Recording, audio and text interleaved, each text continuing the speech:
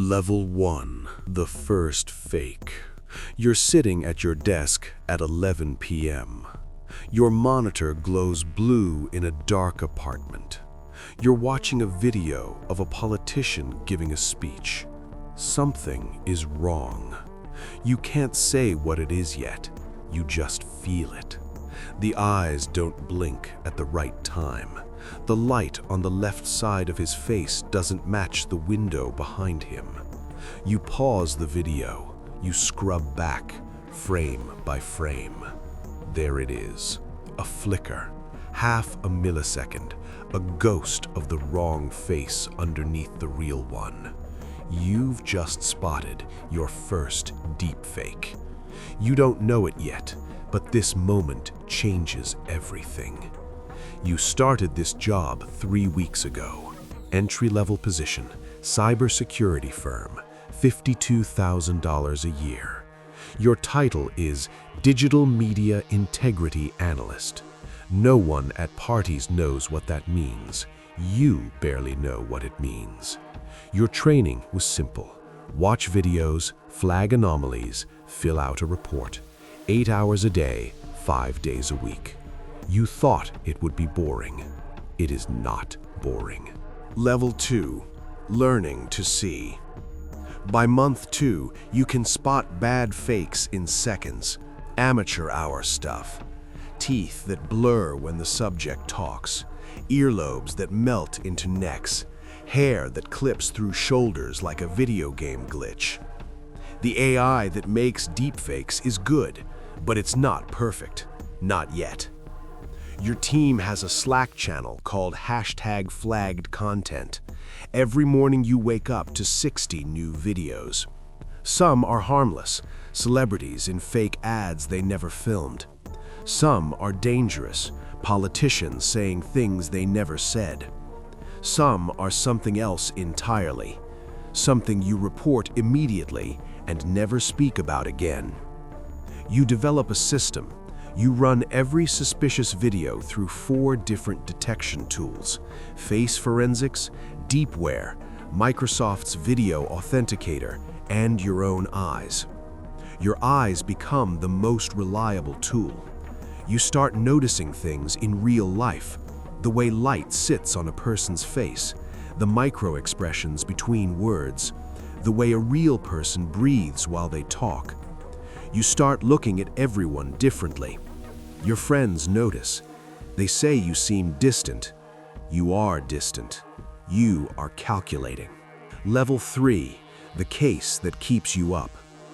3 months in, a new file lands on your desk, not through the normal queue, directly from your supervisor. No subject line, just a file name. Case 0047R. You open it. It's a video of a woman, mid-30s, professional attire, office setting. She's confessing to embezzlement. Clear audio, convincing body language, date stamp from 6 weeks ago. The problem is, the metadata says the video was created 4 days ago. The problem is, the woman in the video is currently in federal prison awaiting trial.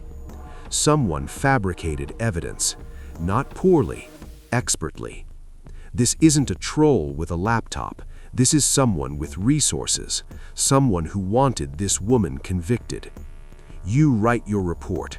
You flag it as 97.3% likelihood of synthetic generation. You attach your methodology. You hit send. 3 hours later, your supervisor calls you. He doesn't say, "Well done." He says, "Do not discuss this case with anyone, not your colleagues, not your family. We'll take it from here." The line goes dead. You sit in silence for a long time. You realize something.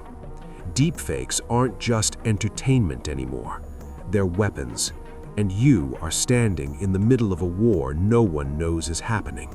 Level 4, the network. 6 months in, you get invited to a closed forum. Invitation only, no public link, verification required. It's a global network of deepfake analysts, researchers from MIT, investigators from Europol, former intelligence officers. People who do exactly what you do, but at a different scale.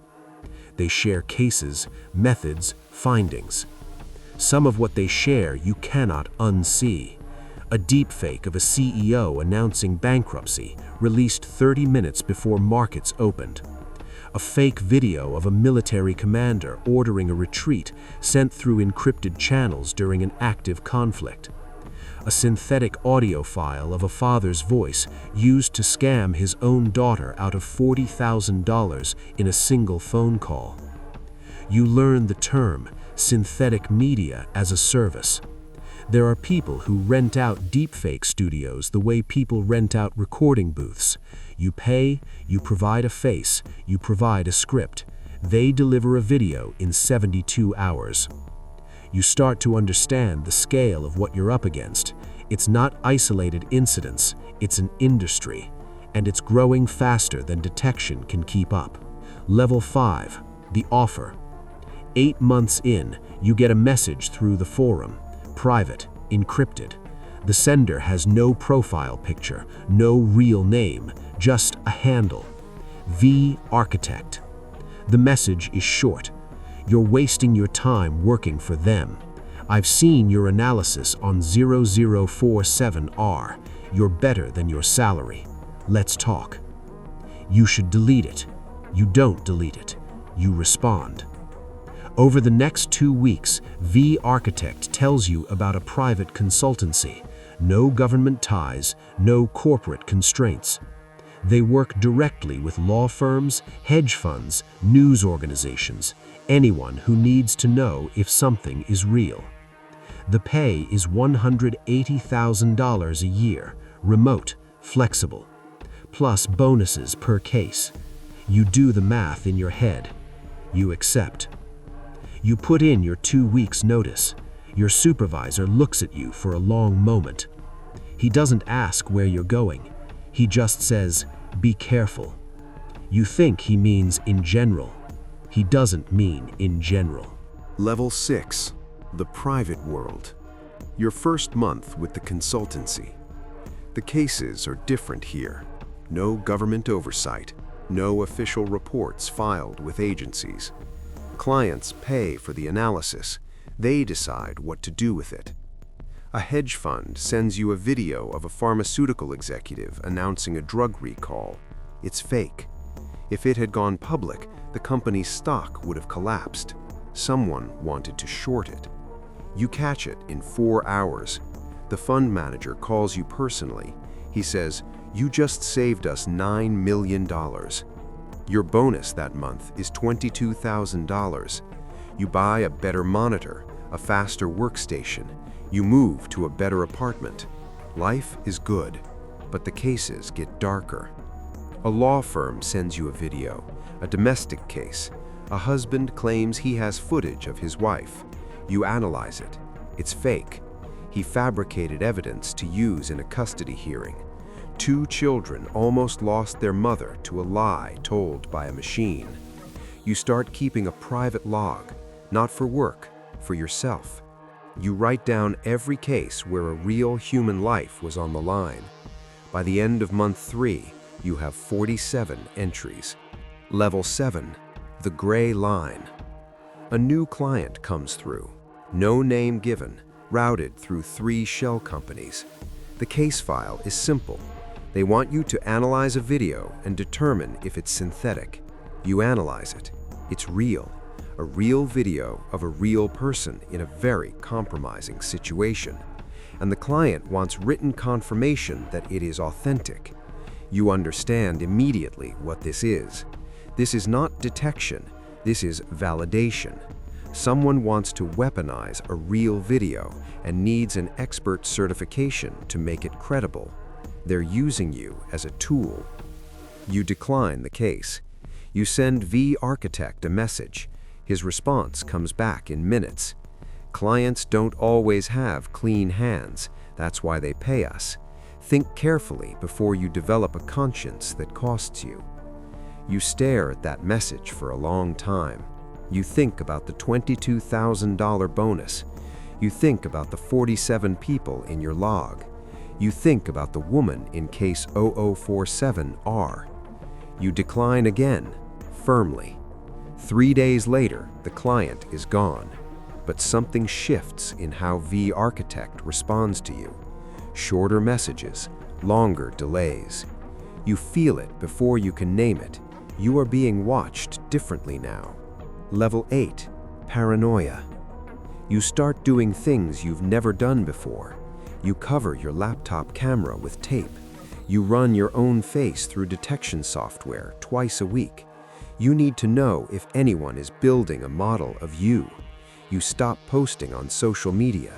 You know what just a few minutes of video footage can produce in the wrong hands. You think about the pharmaceutical executive, the politician from your very first case, the woman who almost went to prison.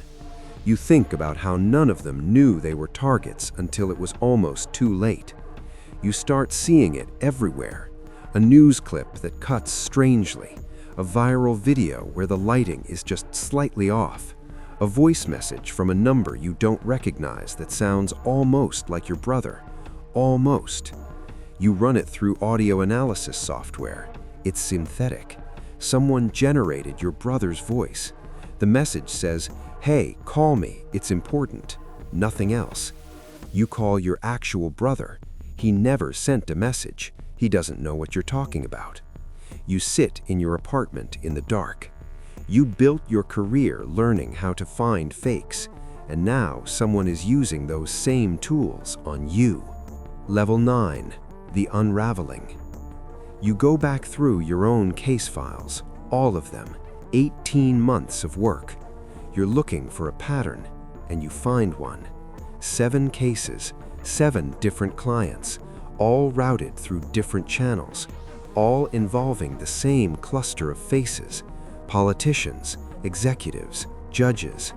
You didn't see it at the time because each case came separately, but together they form a shape.